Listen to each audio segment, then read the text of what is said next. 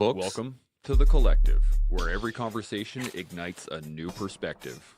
Join us as we delve into the journeys of remarkable individuals, explore the art of growth, resilience, and the power of a shared mission as we strive to be better together.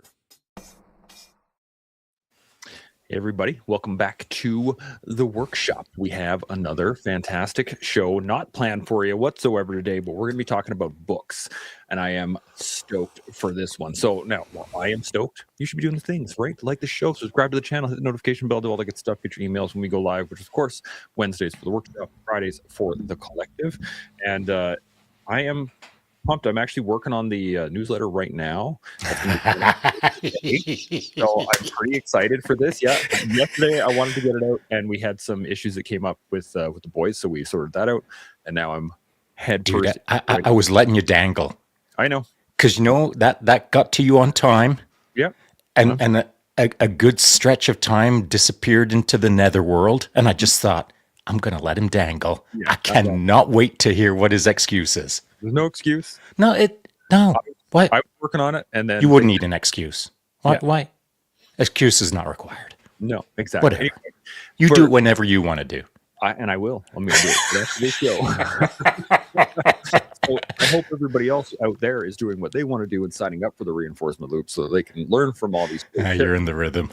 Yeah, I'm down. You're ducking. I'm in all the things right now. So also, if you have any thoughts, questions, comments, anything, I'll put them up on the comment section. We can hit those throughout the show, like this one. Solid Jinx, good afternoon, morning, all. Good to see you, buddy. I'm going to be asking you all questions throughout this because I want to hear about your guys' book recommendations and so on and so forth. And just to give you a heads up, we had one of the members of the collective asked me for some book recommendations, and I was like, "Good." It's like there's some pretty good books out there. I wonder if it's the same person that I sent your way. Probably, I think it is. Yeah. Given that they hit me up the other day and said Shaun lists, and I said, check the top of my Instagram page where it literally says book lists.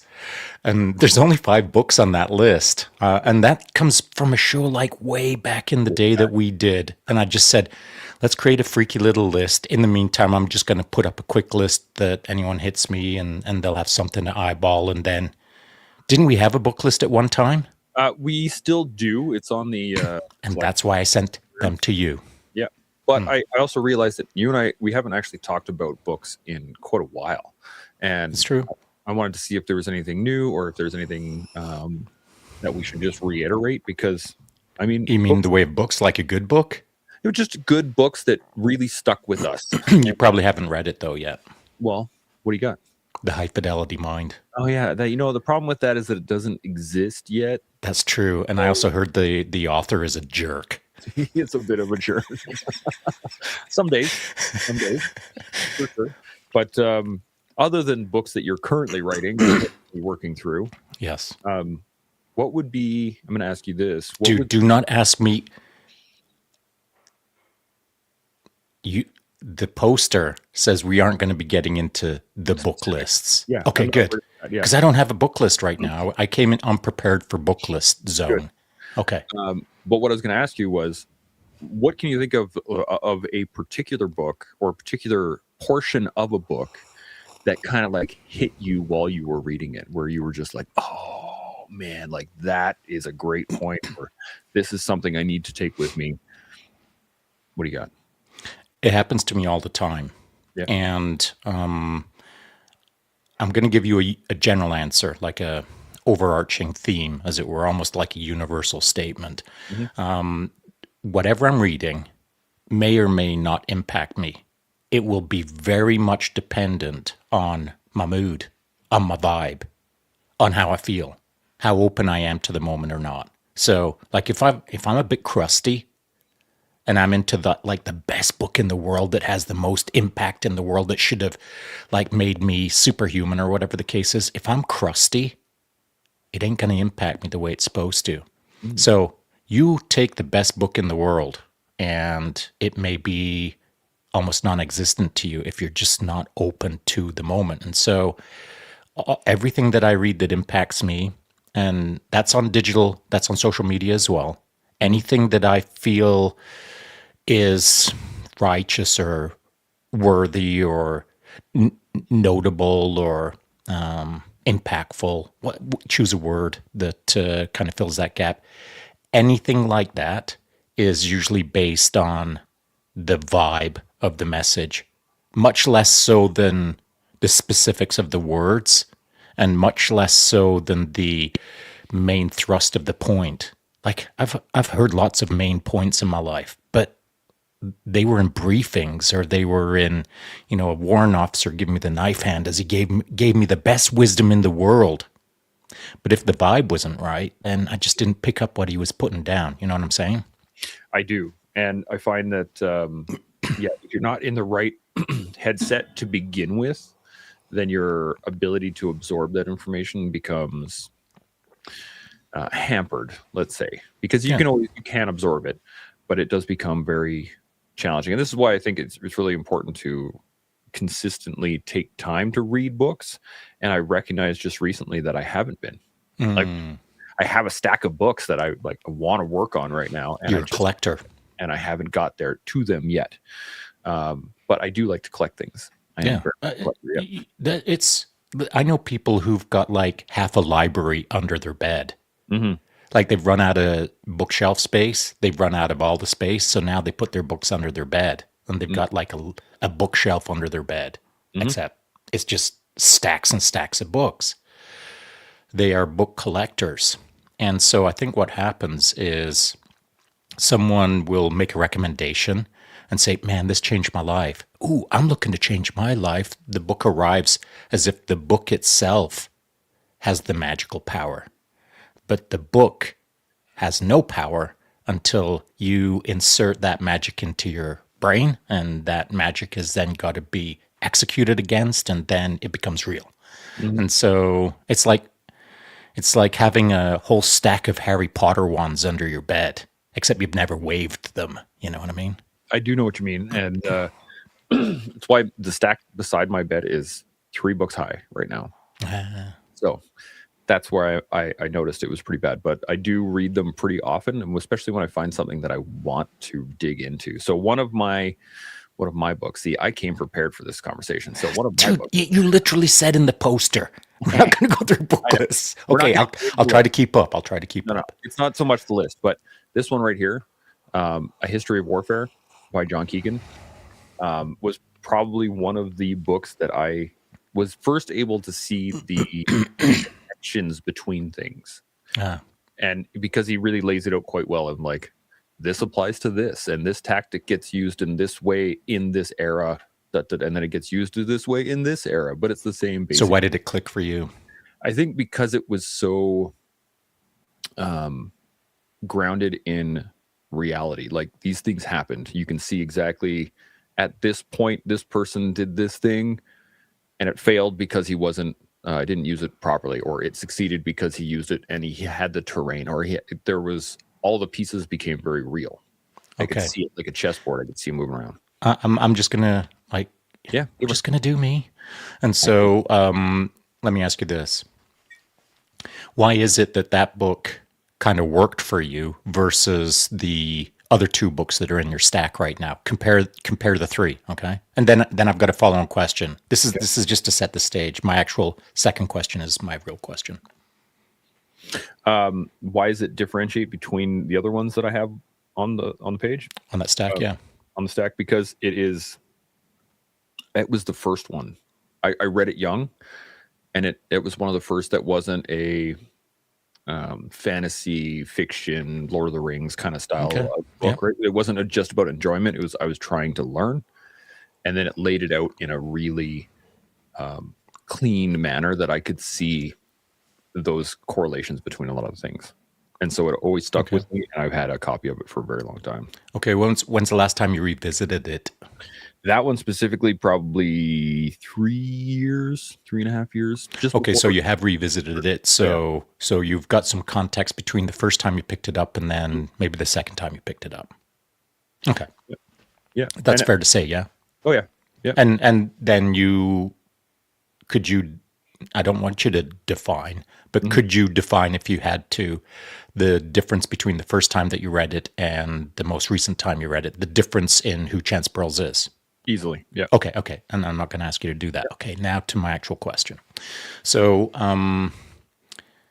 I think the reason that you care for that book, perhaps, is because you can put yourself in shoes that you understand. To a degree. Is that fair to say? It is now. Yeah, it wasn't when I first read it. Right. And so, did you love the book as much the second time or the third time that you read it? Did you love it more? Did you understand it better? How did it work for you? So I started to enjoy the book probably my third time through. The first time I went through it, because it's a dry layout of the history of warfare. Like Yeah, it's not a super fun read, but the enjoyment came the second, third.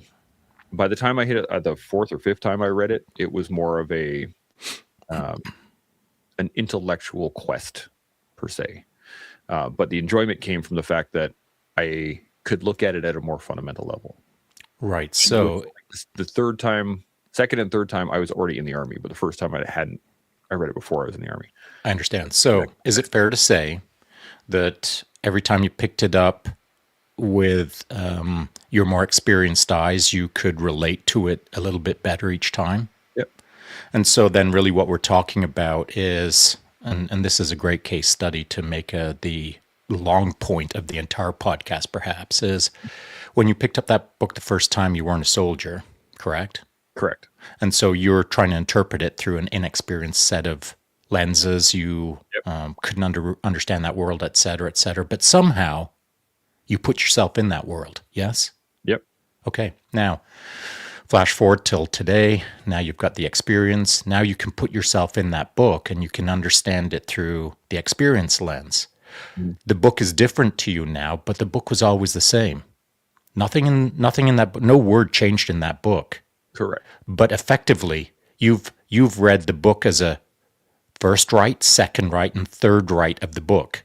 And each write has been different than the first edition, even though no word has changed. So you're the person who's changed, not the book. Correct. But the book has changed because you're a different person, in a sense, right? Correct. And that is, I feel, one of the central themes of anything regarding books. It is who you show up when you flick that first page and who you are at the end of that last page. And then when you revisit again, maybe in the future, are you different? I would say absolutely. And to your point, yeah, it's that the old saying, when a man steps in the river, you can't step in the same river twice because he's not the same man, it's not the same river. Mm-hmm. I think it's similar with books in the fact that as you read it, it changes you in that portion, just being able to taking in that information. But then It can. it can. I'll give you that. Yeah. Um, And sorry, I'm going to be a little pedantic today, and it's mostly because just before I came into the podcast, I was flicking through social media, and there's a guy out there who just put out a book, and in his verbiage, as he was explaining something to his followers, he said, "I just wrote the book on excellence." His name is Brad Stulberg, and I don't hate on the guy, but in his little mind, he thinks that he's written the book, mm-hmm. but he hasn't. He's written a book. A book, yeah. But he's careful with his words when he puts up posts. So he was either asleep at the wheel when he wrote that post, or literally in his own mind, he believes he's written the book. Yeah. And so I've written myself a fair bit, you know that, but I never, ever, ever think that I'm writing the truth. I'm writing my experiences. I'm writing my wisdom that I've gathered from you and from everyone else on the podcast and all my friends and all of my life. And like that, it is not the sole source of information. And so got to be kind of careful with those sort of things. So I'm being a little pedantic Good. with the language, if that makes sense. And we should be. I mean, the idea that language, and even to the language within a book, it affects how people interpret what's going on around or in their lives. So I think we should be pedantic about the way we use our words, more so now than I think any time prior. Yeah. especially. A couple comments. Salty came in here. He said, I find where I am in the world affects how much of what I'm reading makes it to me. I had to read some pages a few times to grasp it. I've had to do that many times as well. And yeah, if you're in a, not just locally, but if you're in a completely different country or you're a completely different mindset, as we were saying, I 100% agree. And then he carries on. I'm pushing through 5 books right now and have 10 others in the pile, one for entertainment, one for self-development, one for practical skills I don't have, and 2 are work-related. And he also says, I also have a small handwritten book I was gifted that I take everywhere with me and read periodically. Nice. Yeah, these are great things. Nothing is wrong with that. And there's nothing wrong with anyone who has a billion books under their bed. You just got to know why you have those books under the bed. Are they there to read and learn and gain from, or are they there to act to some degree as your trophies?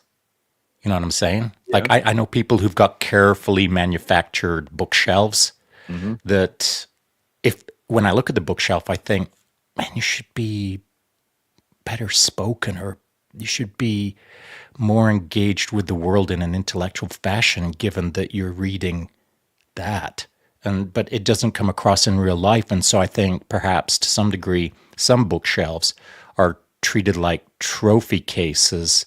They're empty trophies. You know what I'm saying? I do 100%. The fun part is my wife's a library technician, right? She works. Of course, right. So like we have books all the time. Of course. Constantly. The boys love reading. We all read at times as well, together sometimes. But it is a big part of our lives. We're always reading and studying and doing things. And the thought clicked into my head, and I wonder how much of this, the issue we're having perhaps across Canada, is the fact that we don't have studies anymore. Like just the act of having a study or having a place where you can sit down and like just. What, you mean like in high school or something? Is that what you're referring to? Or it's funny. It was in my head fresh because my wife and I like to watch Bridgerton. It's quite humorous. I've never watched an episode. Period piece from listen. I know. My wife is a huge fan. In fact, when the most recent season came out, she basically didn't quite sprint down into the home theater basement, but she moved pretty quickly and didn't come out until it was all said and done. She's a huge fan. So anyway, the funny thing is you can see within the different characters and the way they play this out. Some people have libraries within the houses, right? There are places for books.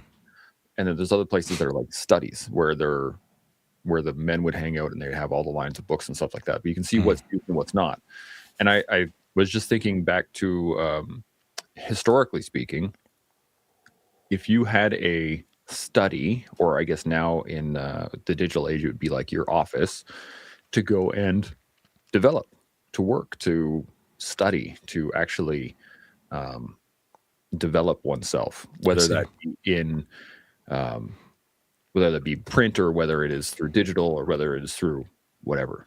And I think we lack a lot of that within, especially Canada. I don't see many people that have a dedicated space for themselves to develop.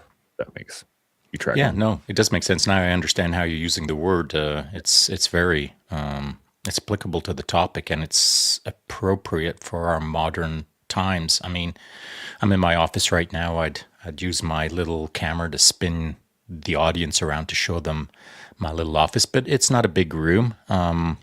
It's got all of my digital accessories that I need in order to do all of the digital missions that I'm in. It's also got a lot of analog stuff that I can do, physical writing with, as it were. And it's also got analog books. So in this office right now, I have the entire world's library, both digital and the analog library that I want. If I wanted another addition to my analog library, I could buy it off of the digital Amazon. But I'm pretty careful with the amount of books that I buy. I don't have infinite bookshelf space. So it's not that I curate my bookshelf, but I'm cognizant of it's not an infinite space. So by keeping my space small for all of the books that I own, It obligates me to be particular with what I keep, Mm. And this is one of the benefits of my wife being in the library system. We don't buy books very often anymore, Same, same, same, right? same. So like, Yeah. and when I am looking for something in particular, she will go to the library and get it for me. Mm-hmm. And then sweet, I have it for however long. I read it, and then it goes back. Or there's been times that certain books, the Jiu-Jitsu University one we pulled it from the library, and then they discontinued the book, and I was like, sweet, there's a win for me. So that one as well. But I think it's great to be able um, to have a place to actually develop, because this right now is our spare bedroom. As I'm building my studio, the studio is going to be my study. That's going to be my place. That's going to be my office to do all the things, um, as well as the podcast. But it's going to have shelves and all of my books and all the things that I want to have uh, available to me in whenever I'm working. So I think that's a big part of it too, is being able to reference those things. So like there's a book that I read a while ago, The Complete History of Vietnam. Oh yeah. And it goes back to its origin stories and develops it all the way through. Yeah, pre-French. Yeah. And beyond that. Oh, right. Okay. And I've only gone through it once, but I would use it as a reference, right? Like if it was like, oh, there's this thing about Vietnam that happened around this time frame. Okay, let me go check the book, and I could and pull it up. And I liked having that ability to check. Be able to use everything as a reference. That's another reason why I pulled that one was the history of warfare. Like I can pull up stuff and go, oh, right, I'm going to double check this and go reference it. But you were somehow you were taught to do that. Yeah. I don't know where I would have been taught to do that, because nobody else in my family has that. But I doesn't matter. School could have learned along the way. You were taught to do that. Yeah. Yeah. And then you've got to decide, is it good or bad? Like is needing a physical copy and flicking through a massive novel to try to find the one sentence that I'm looking for, is that the right approach for you? Maybe not. I don't know. But the bigger question is how you came to be that way, and do you recall how it came to be that? And is it important that by understanding that you can then understand how you work, how you think, how you'll act in the future? You know what I'm saying? Well, I know I couldn't tell you where it started, but I know why I like it so much is because I've always liked this throughout my whole life. I love having the tool on me. I love being able to, somebody has a question or an issue, and I can just go, okay, here you go. So then now you've got a phone in your hand and you've got a book in the hand. Yeah. And which one is it? I like the book because it's, so that's the question. No. So you deferred to the maybe wrong answer, or at least the answer I'm not seeking, which is because books are smart. Yeah. No. Well, phones are smart. Computers are smart. You can find answers in those things as well. So my question still stands. Why do you choose book? Because it's physical. So is a phone. To a degree, but the phone itself isn't the information. The book itself. Yes, it is. You can draw the information directly from the publisher's site, so it's still the book, but my question still stands. Because it's not reliable enough. Directly from the publisher on your phone. That's not what I'm talking about. The quality of information is not what I'm talking about. Okay, so here we go. Now we're getting somewhere. The fact that the book is physical means that I can pull it up without having any power, without having to have any other ancillary extras that I have to go through. Okay, so it's fun, but let's pretend for a moment you're plugging your phone into the wall. You've got infinite power now. Infinite power? Yeah, I still prefer the page. So why though? That's my question. Why do I prefer the page? Well, and listen, there is an answer, because my wife has an answer. Her sister has an answer. My boys have an answer. I have an answer. You have an answer. You just haven't maybe thought about it a ton, but you'll have an answer today for sure. Well, it's the feeling. It's the tactile. It's physical. That's what I mean by when I say physical, is that I have to actively move through pages. And I mean, I know you can replicate that on a tablet or on a digital piece, but there is no feeling like turning a page. So then now you're talking connection. Yes. Yeah. But that's Oh, yeah, yeah, of course, Sean. Yeah, that's what I said. Come on. connection, yes. I'm dragging it out of you here. So, connection. All right, go with that. Tell me more. Okay, so the physical connection to the information itself rests in the ability for me to be able to pull out information. Like I again, like I said, I like to be the person with the answer. I like to be the person with the tool or the skill or the whatever. So it feeds back into my own feedback loop, right? If I have the book on me when somebody asks a question, I can pull it up and go, "Yep, here it is." I like to then read the book because it's a physical. As you can with this. I know I can, but it's not the same. And I'm asking you to define that for me. Oh, well, while I think about it, let me. Okay. All right. Okay. I'm okay with that. Yeah. But Salty Jinx jumps in here. He says, trophies collect dust. Every book should help you be a student of the game of life. Do you agree? I would agree to that. I don't know if 100%. I kind of agree with that. Yeah. But okay, I'll give you that. Yeah. I think there's something to learn from every book. It doesn't mean that you've got to enjoy the book or maybe even finish the book. Like I've got books that are unfinished for sure. In fact, this one right back behind me is only about 2/3 of the way finished. And I don't feel compelled to finish the rest, even though the book is worthy of my time. Mm-hmm. And I'd be better for it if I finish the book. My mood, my vibe on the book right now is that I don't feel the compulsion or the conviction or the desire, the need to get it to the finish line. Mm-hmm. The book isn't the finish line for me. The last page isn't the finish line. If it gives me what I wanted in that moment, then the book is done to some degree until maybe I feel like, I wonder if there's anything else in there. And there is, of course. But I'll need to feel that I wonder if. So that's one of the things about books is you've got to have the curiosity and the openness to be able to accept what's on the page. And if you don't have that in the moment, then you're just flipping pages. You're just tactilely engaged with paper. Mm-hmm. You're not actually getting anything from it. You know what I mean?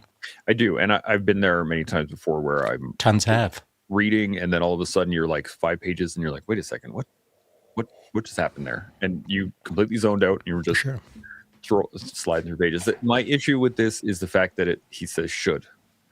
And I don't think should is the correct thing in there in my mind. So I'm being. What would you replace it with though? I would say can. It can, but it should.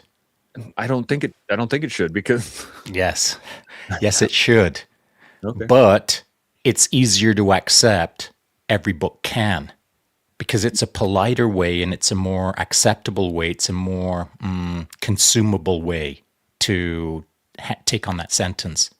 But the reality is, anytime someone says something with wisdom, it should impact you. It should change your life. It should make you wiser. It should. Okay. But the reality is, it can. Yeah. Because there's lots of books out there that don't. You're right. That is definitely a part of it as well. Yeah. But it should change a person, but it doesn't because the person isn't ready to change. And so the book is capable of the should, but it's really actually can.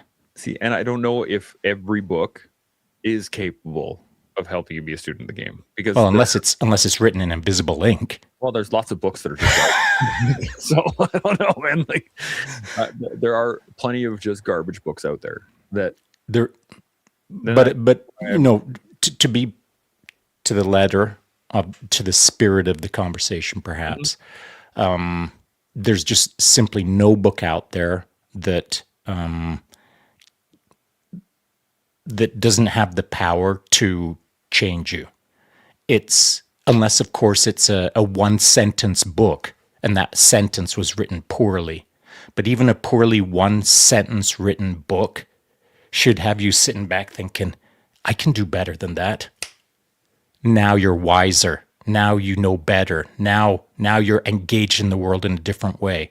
If I write if I write an alien language sentence, just one sentence, and publish that book and it goes all around the world, most of the planet will look at that alien sentence and think, that guy is an idiot. I'm way smarter than he is.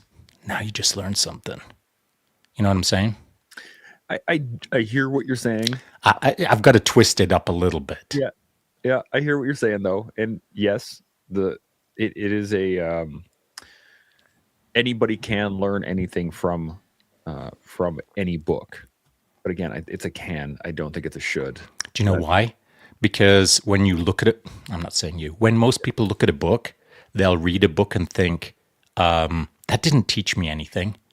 But it isn't the book that's teaching you anything, it's you teaching you. And so if you pick up a book and think, that freaking book was dumb, I'm dumber now. Yeah, because you showed up wanting to get dumber. If you show up with a book and think, I'm going to draw something out of this, I'll be a better person by the end of today. No, that's your job. It's not the book's job. The book isn't there to convince you that you need to change your ways or you need to blah, blah, blah. That's your job. The book is the tool to help facilitate that. But you got to show up with the sort of set and setting or the conditions to be able to adjust accordingly in real time. Otherwise, 5 pages disappear into the netherworld. Half an hour of your life is gone because you didn't show up with the set and setting of, for the next half hour, I'm going to be a better person because of this, ... and then read 5 pages. Well, and to that point, I think a lot of people go into reading as a chore. Like it's not oh no, I have to study, or oh my goodness, now I got to get through this whole book, or oh god, I got other things to do. It becomes a future tense or a past tense rather than a presence. Being able to just sit in that book and read the words and develop it from there. So yeah, okay. and conversely, you're right. And conversely, a lot of people will pick up a book to disappear. Yeah. Like the Harlequin romance novel or the whatever, the pirate with the shirtless pirate standing on the bow of a boat with, the whole thing. People read fantasy books to disappear, to escapism. But, so if we take it from escapism all the way through to hardcore homework, where, it's just drudgery. As you sit down with the book, you think, oh no, I've got another full day of like this mind-numbing, sterile drudgery. Mm-hmm. Well, that's what it'll be. But same for a fantasy book. It's drudgery escapism. And so I think it all comes down to when you sit down with a book, what your intention is. And that drives the book.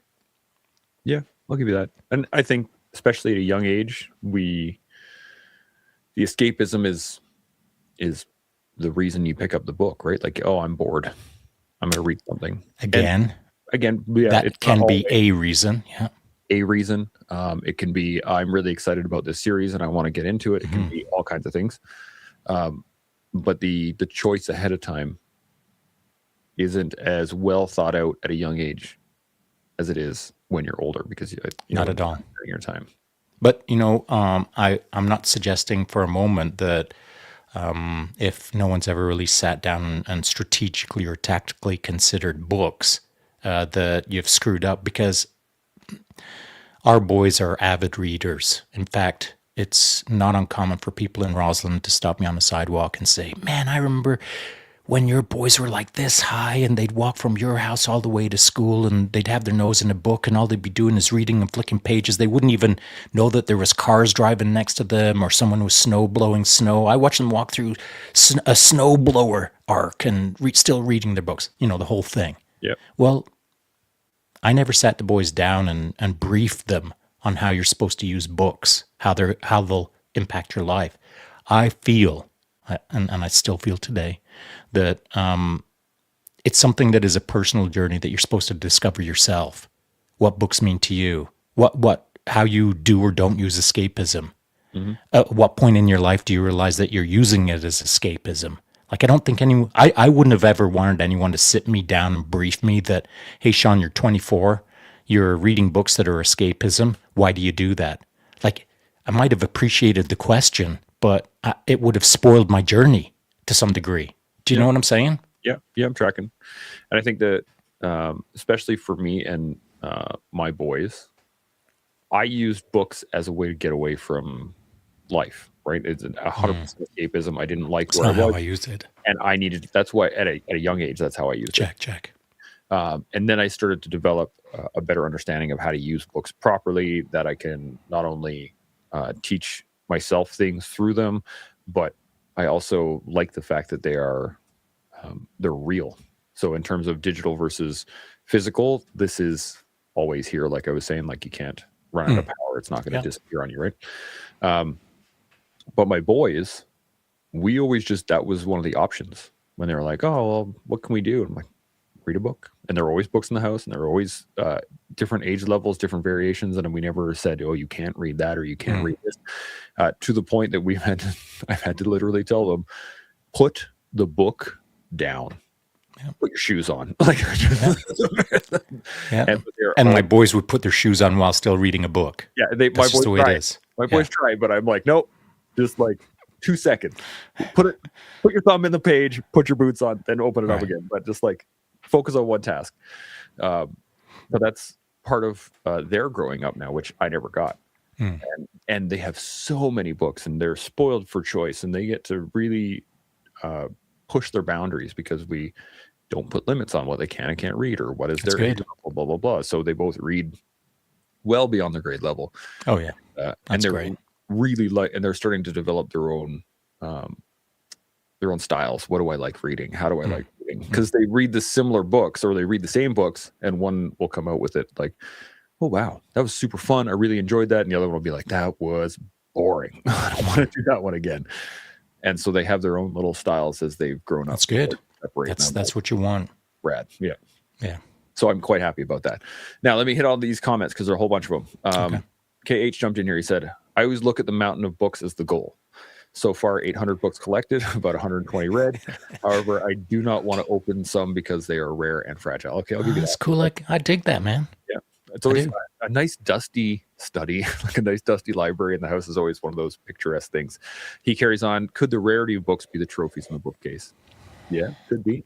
Well, could be, yeah. But you know, like that, it's a great question. I don't want to blast through that because yeah, it could be. But then the Bloodstained book, recent book that you bought 10 years ago that you had out on operation, and then someone in your team got injured and their blood's on the book.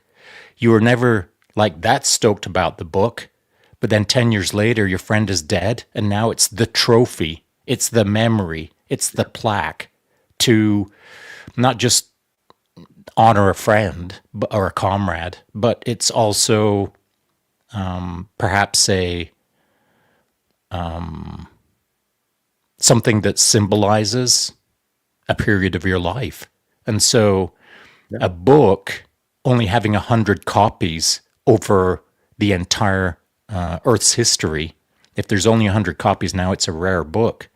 But it only has value to someone that it has value for. And so no one's going to pay $1 billion for a super rare book, but they might pay $1 billion for an average book that's got their friend's blood on it. You know what I'm saying? 100%. I have a book that I was giving it to my son, letting him read it. But this one's been with me forever. Magician's Apprentice. Oh yeah. Yeah, my boys read it. Yeah. But it's beat up. Pages are bent. I've taken it with me all over the place. It's been up and down and broken, and I handed it to my son. I was like, "Hey, man, you might want to try this," and he's digging it now. But the point is that it's an important book to me as I grew up with it, and I've read it a million times. But the fact that I've held on to it for so long, and I get to pass it to my son, that makes it an important book to me, rather than just the amount of times I read it or how rare it is. So I think that's a big part of it. Do you know another? So let's talk about rare books. It's one of one. I used to have a copy of it, or at least I used to have half a copy of it. And that's why it makes it a one of one copy. Because back in the day, I was with my fire team partner. We were manning a underground bunker that had a 50 cal built in, overhead protection, all the good stuff. And great little setup. We were there for a few days and we had one book. And I think I've mentioned this before. What we used to do back in the day didn't matter. You'd have to pick a good partner, though, a book reading partner, because, you're living in a trench, it's raining, it's mud. If your partner's kind of sloppy, then, you don't get to read the book because it gets torched. But what we did, we had the really big, thick Starship Troopers book, and like super thick. Yeah. It was a humongo book, and I'm not talking about the movie. I'm talking about Starship Troopers. So and it was big words. So what we did was we tore it in half, and then we had to I can't remember if we did rock paper scissors to see who read the first half and who had to read the second half. I can't remember which way that went, but now you're stuck with half a book, and now you're reading the back half of the book, waiting for the first half of the book. Mm-hmm. You know what I'm saying? Yeah. And so that's a one of one book, me and my fire team partner. And if I still had my half, it would be up on my bookshelf.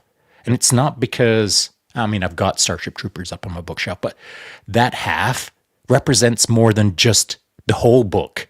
Right. It represents way more than a whole book, Yeah, it represents the time spent in the trench, hanging in with your boys, and all those memories that are attached to the book itself. Mm-hmm. That's what it means. Memories and lessons. Memories and how I saw the book then and how I see the book now. I like it. I like it. Okay, some more comments. There's a whole bunch of everyone's talking in the background. I love this. So Salty jumps here. He says it's the tactile return of the book in hand, the paper, the smell, the constant state without change. Another great point of that is the as he says there, the constant state without change is that I know that I can go back to the book and it'll be the same.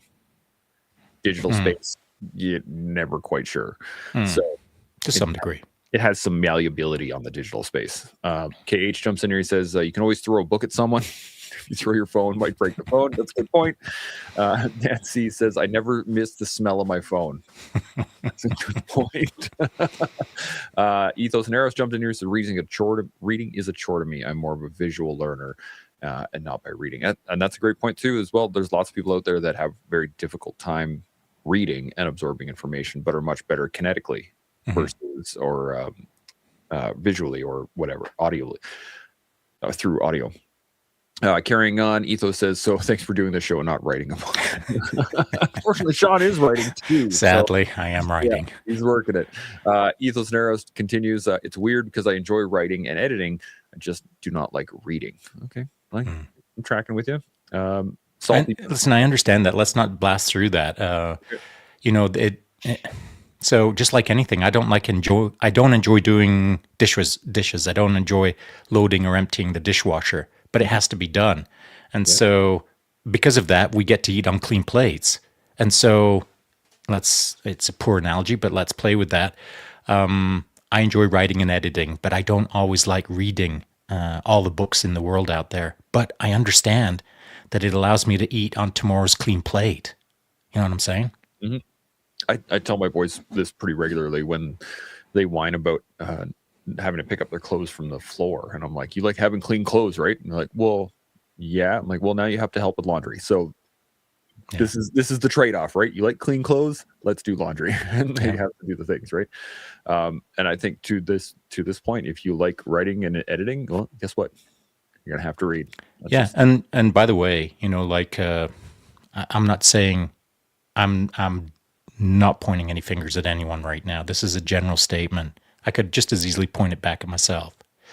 But if you want to get good at anything, if you want to get good with a katana, you've got to start swinging it. But while you're swinging it, while you're writing and editing, you've actually got to study literal samurai masters.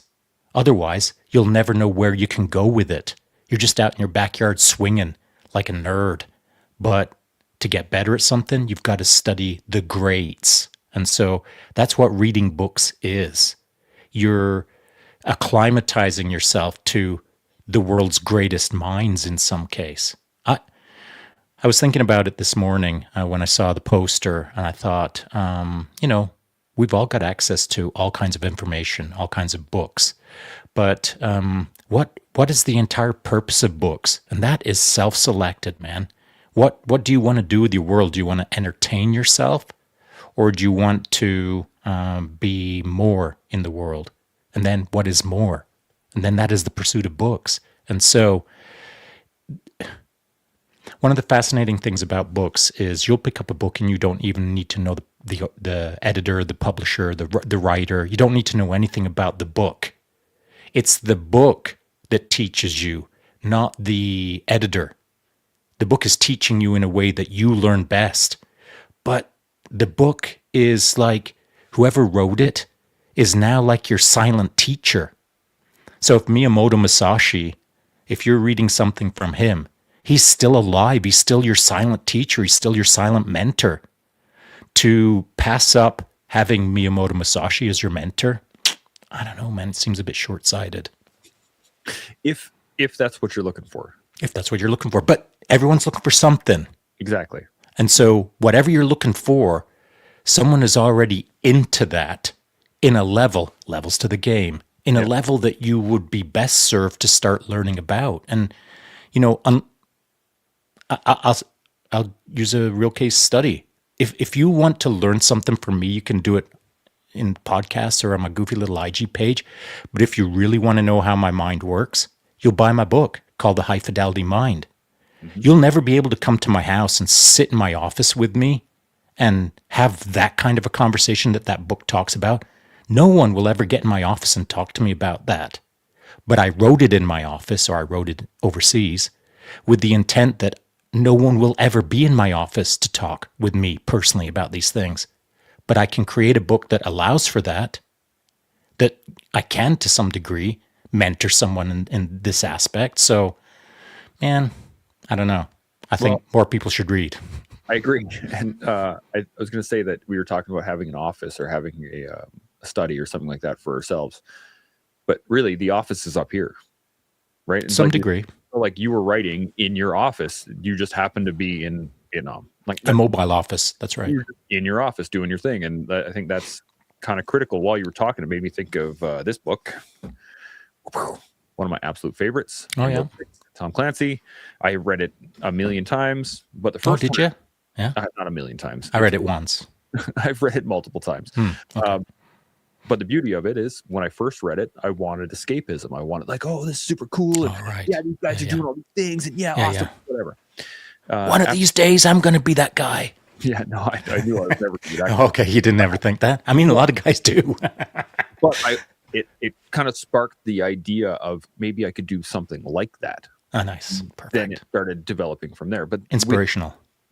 And with time and experience, once I had spent some time in the military and I read it 4, 5, 6, 7 times, after that, I started to see more about the leadership styles or the not just the tactics and the guns and the people doing the things. And I started... You're calibrating against humanity. Exactly. And then as an adult outside of the military and a veteran, all these things, now I read it and I get like the political belief systems and why people behave a certain way and why this happened when this happened and how they linked in so it becomes much more of a behavioral development rather than a leadership book. Well, hang on a sec. It's where I am at in my own head. That's right. Yeah. The book hasn't changed. It hasn't changed. No. Not even an inch. Exactly. You have. Being out of it. Yeah. And so the book isn't teaching you wrong. The book always had those lessons in it. Yes. It's just that as you evolve, you are becoming more aware of the lessons that were in it. And so that's the phases of life or the phases of evolution, as it were. Yeah. And that's all good. But I think more importantly, or perhaps, you're kind of saying this, you're observing different versions of yourself through going back to the book. The book is the touch point, the touchstone. Yeah. It is the thing that helps you realize your evolutionary process if you stay open to the process, of course. Mm-hmm. And that's exactly what it is that it gives me a... like a yardstick. Yeah, like a yardstick. I was gonna say, like, when you go back into your old neighborhood, Mhm. right? You start going like, "Oh man, this used to be such a huge walk, but it was literally like 2 blocks." Yeah, right. So, and you start to develop like, "Man, these things used to be so big, but now I'm." Now they're Oh, familiar. yeah, exactly. Yeah. So I really like those, especially for fantasy books, especially, or I should say nonfiction, not just fantasy, because Yeah, right. there's just a lot of nonfiction. Those give me touch points to my history, and I go, "Oh, the last time I did this." The last time I was a wizard, I defeated the troll. Yeah, exactly. But now that this time that I'm a wizard, That's right. not only did I defeat the troll, but I defeated him. And I Uh, stole his spells. I stole his spells exactly, and just carried on from there. So there's always more. I think when I go back to books, that's why I don't have a ton of them. Hmm. And I don't have a huge reading list like everyone should hit these certain things.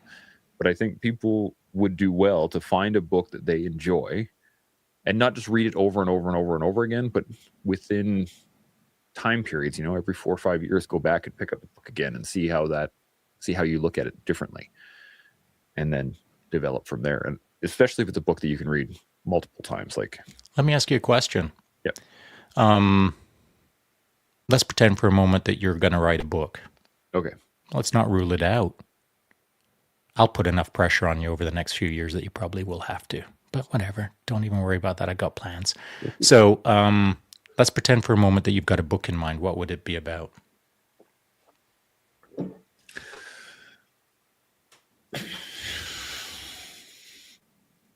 right now it would be Oh, about, sorry. Did I also mention that we're starting a publishing house and that we're going to yeah, publish like unique writers who should have their voices heard, et cetera, over the next few years? Did I mention that? you did multiple Okay, times. so Yeah, to I'm sorry. you, yeah, in the green room perhaps. But anyway, there we go. I would say it would be about the fundamental linkages between all the things, like the fact that we can apply rules from warfare to writing to jujitsu to relationships to et cetera, et cetera. The The low commonality. commonalities between those things, and how by understanding those we can utilize them in multiple realms. So you can learn something in one realm and apply it. Okay, so then would you write it through the lens of a philosophical approach? Would you write it through the lens of a practical application through your life's lessons, using case study examples of that one time I was drinking my coffee and, the guy said this and I thought that and then I did that. So how would you see it as a book? My first thought is as a story, not as a, so it would be like Lord of the Rings, or it would be like Rainbow Six. It would be To some degree, an interpretive, not quite fantastical, but with an air of not mystery or suspense or fantasy or whatever, but just not all about Chance Burles and how frickin' tall he is. Exactly. It would not be a complete, this is the way things are. Right. It wouldn't be one of these guys. Right. Yeah, precisely. Now, would you write it as you are Chance Burles, or would you? It would be a totally separate character. And that character would be what? An amalgamation of all of your own personal experiences, or an amalgamation of all of your friends, or an amalgamation of what you hate in the world? Or like, how would you create that character as part of the story? I know these are all unfair questions, but I mean, you think fast. Keep up. You're going to come back and hit me with this. You're like, I'm going to hit you with it all. You're going to be like, hey, you remember that episode we did on books? Dude, that's exactly what I'm doing. Yeah, exactly what we did.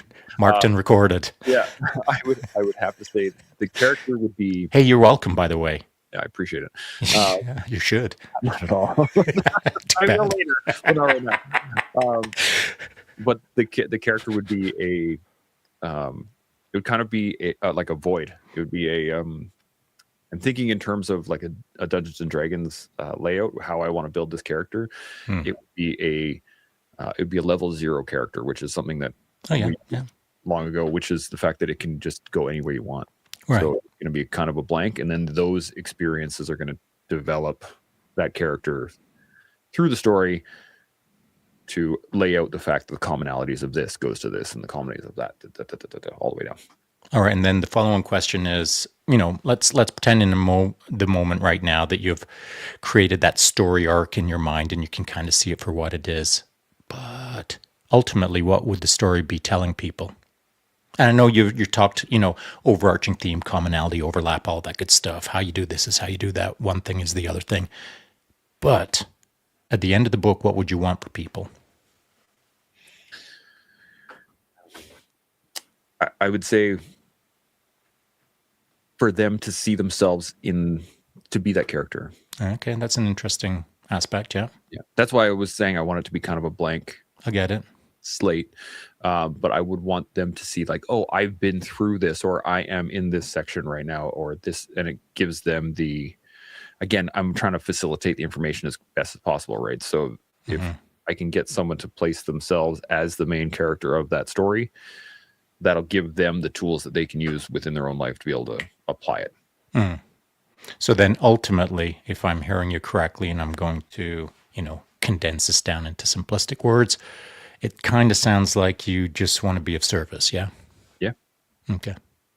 I am a facilitator at heart, man. This is exactly what I want to do, is provide. Congratulations. You just signed your own death warrant on the book. Dude, it's so going to happen. Dude, I will so hold your feet to the fire. I'll be relentless. And you know that, like, I'll put so much pressure on you that you'll have to write a book. Well, at least it's a couple years down the road, and I got some work to do before. Yeah, that's true. It's true. It's not like it's not right around the corner. But you know what the next step is? Guess what you get to do this summer? I get to write newsletters, which gives me the experience. That's to right. Write my own stories, which that's right. I see the game. I do. 100% see the game. Everyone loves a good game. This is the. Do you know when guys don't love the game? Is when they fight the game. They fight it 100%. And so now you're in the game. Enjoy the game. Enjoy the game. You're just riding the wave, buddy. You're just riding the wave.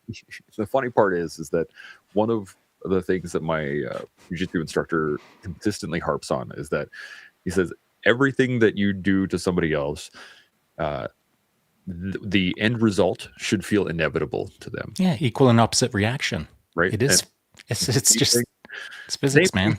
Commonalities between all the things. Okay, a couple comments before we get sure. Yeah, of course. I'm going to take some heat off myself here. You should.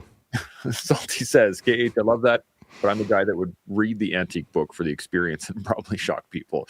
I would too. I'd be cracking those pages with the white glove. For sure. On that one. Excuse me, Dan. Here's the problem. We're only an hour-long show on Wednesday, but I got so many ideas and thoughts and questions that I want to hit. But quick question that is completely side quest action. I've never thought about it up until now, what my most valuable book is. Mine, I can't say that I have anything of any real value. So mine might be like $60. I don't really have anything that is super rare or would be out of the... Isn't that funny though? Because I didn't really clear that up for you. I just said something that's worth a lot, like of great value or whatever.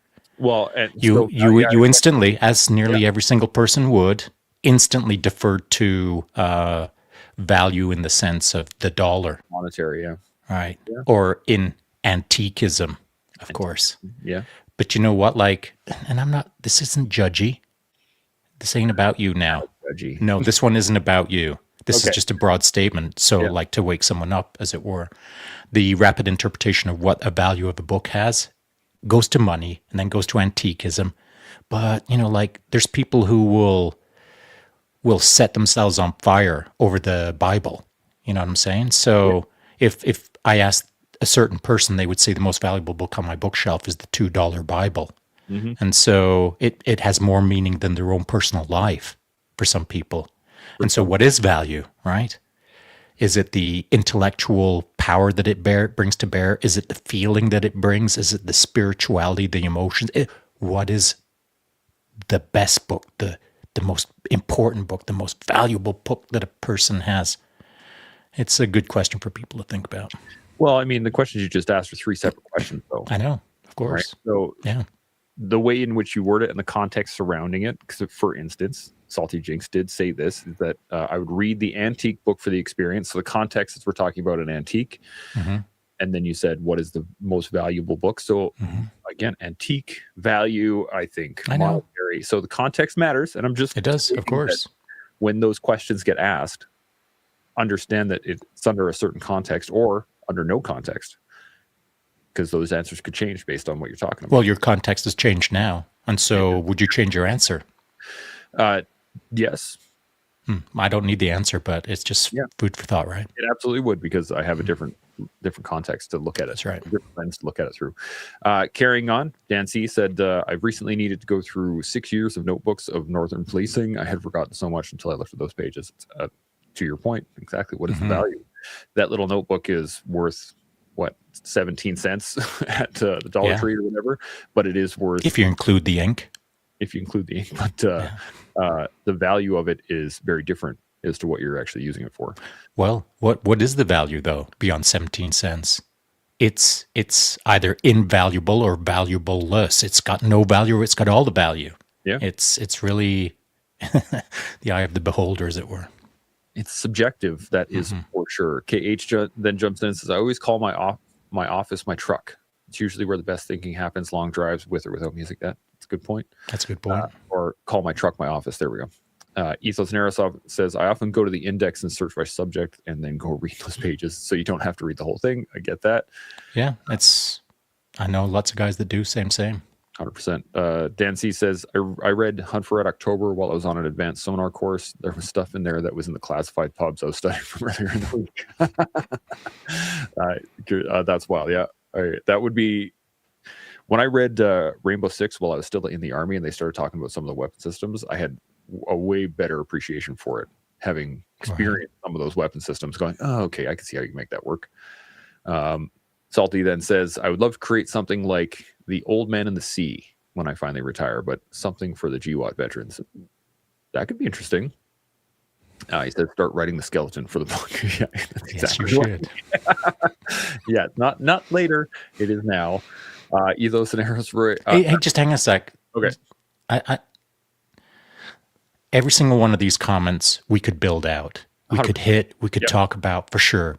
And so if I don't snap on a comment and start wanting to chirp about it, it's not because every single comment isn't pulling me in. I am pulled into every single comment, but I realize we have time constraints. So, can you put Salty's comment back up real quick? No, it was the other one. Thank you. Yeah. So this idea, you'd love to create something, but why? And as he answers, something for the GWAT generations, but why? And so that's what's going to take you to the finish line. It's the why. Because frickin' writing books is hard, man. This last book that I put out took me 600 hours of hardcore work. That was just to the manuscript. Since the manuscript, I've had to do a whole bunch of revisions. I've had to create glossaries and indexes and appendices. Over the last few days, I was playing with agentic AI and created an entire website that talks about 29 principles that a person can dive down into and get their nerdery on and all of that good stuff. And so, why would I even bother? Why? If your why isn't good, then don't start the book. And so really be clear on your why, because you'll need it about halfway through the book creation to keep breathing, for goodness sakes. So, I'd love for Salty to engage in that for the GWAT generation, but be careful what you wish. You've got to show up on day one with so much conviction, or it just won't get to the finish line. That is 100% true. I was going to say even before that, for half, when you really start when you go down that road, you need to be able to be ready for it. That is for sure. Yeah. And by the way, the why has to be strong, but also there's got to be something inside of you that is super freaking stubborn. There's several times when I wanted to quit writing the book, and that's been the case. It nearly broke me a couple of times. Woe is me, sucking my thumb in the fetal position, sobbing myself to sleep at night hard. But, with the right why, you'll get her done. Just like anything, right? Like anything. Why you can get it done for sure. Which another book that I love, I don't have the physical copy because I did it on audio, was Man's Search for Meaning, Viktor Frankl. Oh, yeah.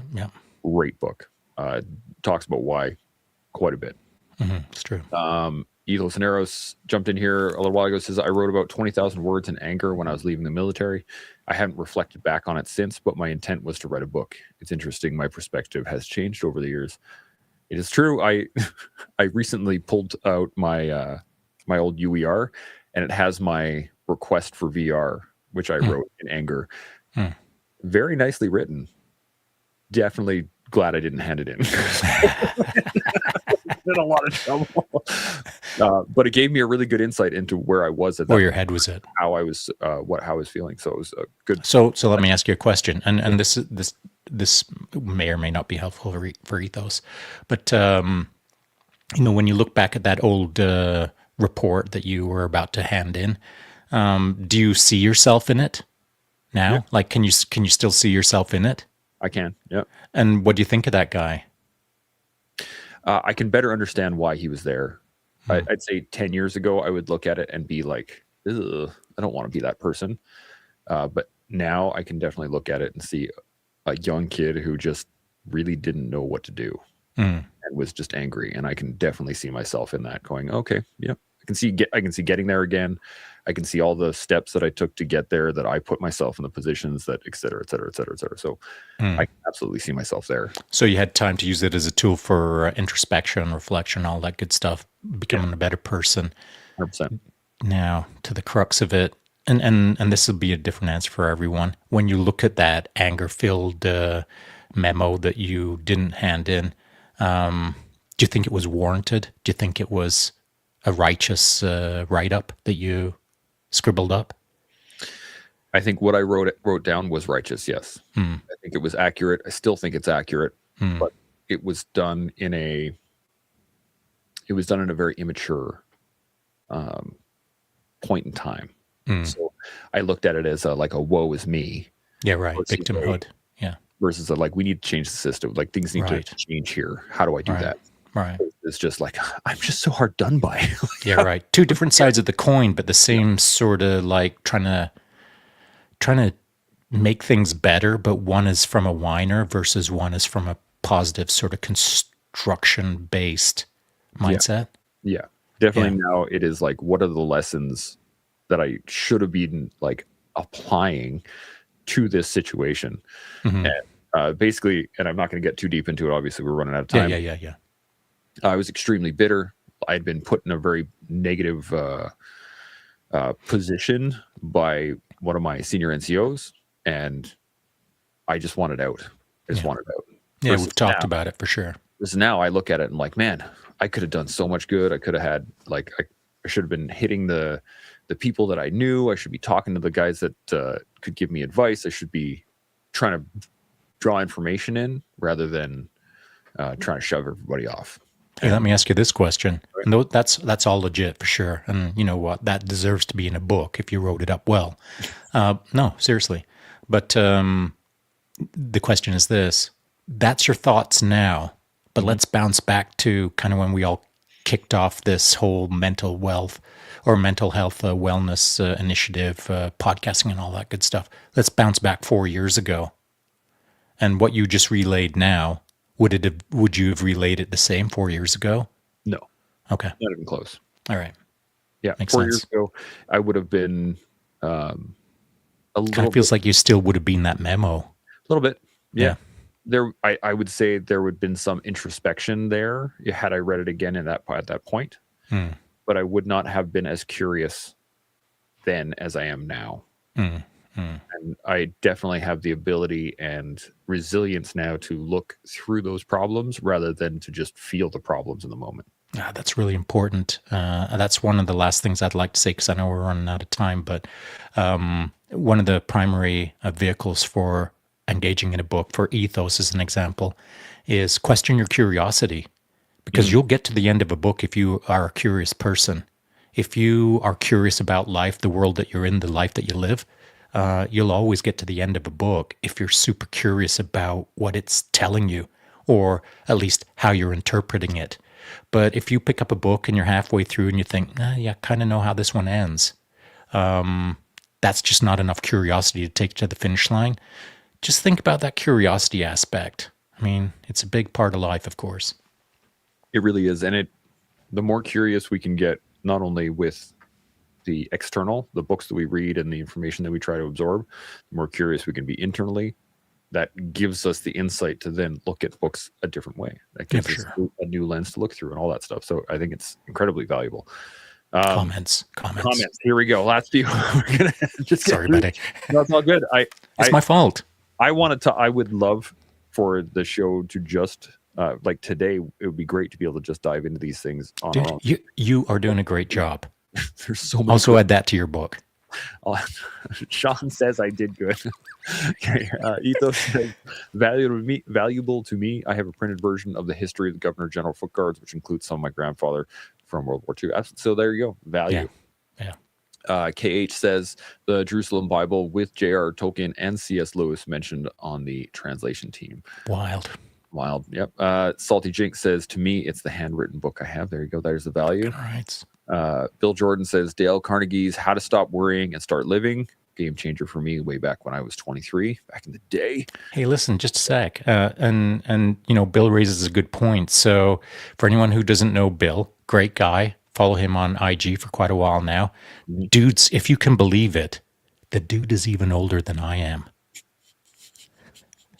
So what I will say to Bill is I appreciate his comment and his, I know it's going to sound terrible for the younger generation, for the young bucks, but if Bill gives me a recommendation on a book, I will look at that more favorably as a recommendation than I will from someone who's 18 who just read their third book of their life and is super excited about it. Mm-hmm. It's not just a matter of how many books you've read to be discriminatory in the sense of what's good and what's well written and what isn't. It's not just that. It's about a well-written book in context with your life timeline. And if you've been in the game a long time like Bill, I mean, Bill's like 4 million years old. If you've been in the game a long time, then your sense of making a recommendation like this goes a much longer way with a guy like me than it does from an 18-year-old. I think that is totally valid due to the fact that not only, it's not just the seniority, but if you look at not just Bill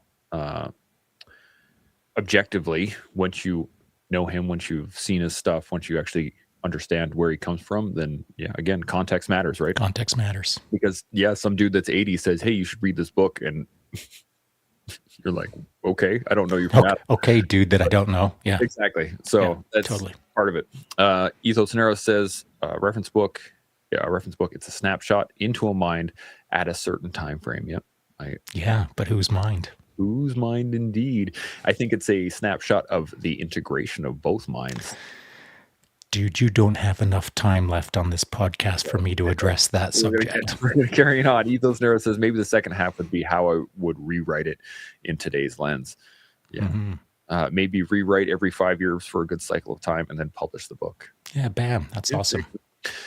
It's funny. One of the solves to many of the issues within the... Hey, sorry. I don't know if I've ever read a book like this. I don't know if this is what Ethos was trying to put across. Maybe not. Maybe I misunderstood. But you know what I'd really like to see is maybe a 15,000 word book written over the period of 15 years in 3 different ways. Mm. So it's a 45,000 word book that's got 3 books in it, but it reflects how you've introspected on that first 15,000 words in your second phase and your third phase of your life. You know what I'm saying? That would be interesting. You ever seen anything like that? I've never seen anything like that. But you're welcome, Chance Burles. But you'll be writing by this summer, so whatever. You won't have enough time. Definitely not going to write that book. I love the 5-year cycle, though. And this is a completely off topic. It's just more of a fun thing. But I always say that we should have to redo our driver's test every time we renew our license. Because every 5 years would have forced people to be like, oh man, I got to use my turn signal again. And I got to just re-up. I've got to start looking for stop signs. Exactly. You can't just pay $100 and still have a license and be like, no, that's one of my solves for the many issues of the world. Thank you, Chance. Ethos that says, yeah, that's what I meant. So good to go. Cool. And says true. Yeah. Awesome. That's all I got for comments. Really appreciate everyone jumping on the show. This is great. I love the feedback and the back and forth. All the information you guys provided. got some really good trains of thought from the comment. Agreed. And yeah, just enjoyed it. Any final thoughts on pages? Yeah, That, just here's a final thought for you. It's nothing to do with books. It's just a congratulations to you and the podcast, as it were, or to us, our podcast. I saw a comment just recently about how much people enjoyed you and I just riffing back and forth on our casual Wednesday, as it were, not coming in with any hardcore topics or anything like so vectorized that we're dogmatic about where the conversation goes. They appreciated the free flowingness of it and sort of the authenticity of it. And so, I've been thinking about that quite a lot with artificial intelligence coming along, et cetera. So I kind of appreciate the way that we do keep it real to some degree. We're not trying to I don't feel like we've got airs about us, like we're trying to be impressive. We're just two dudes trying to be helpful, to your point, trying to be of service as you write your book in the near future. near future being relative. I'm just going to say that. Time space continuum, baby. It's all relative. I love it. My only thought on this is that I have a little stack of books here beside me that I picked out as kind of like my top 5 things that We didn't even get to them. and I don't need to. I just We brought should, them. though. I'll list them off for you real quick. Here. Okay, let's do that. Extreme Ownership by Jocko Willink, and Got it up on my shelf, yeah. Great book for any of those looking for ownership. Rainbow Six, Tom Clancy. Don't have it. We've gone through it. I don't need to describe it too much. The Obstacle is the Way. Ryan Holiday. Jack, read it. Great one. It's really neat because it's small print, but it's a pretty small book with really solid points. Yeah, for sure. It doesn't have a lot of stuff. Of course, The History of Warfare by John Keegan. Great one. It can be a bit dry. So don't have it, never read it. And then this one, World War Z. Oh, yeah. Interesting choice. Super fun. And the reason I picked that one specifically was because what I got out of it was how society changes through conflict. And it goes through the massive changes of huge shift. How does humanity work in those moments?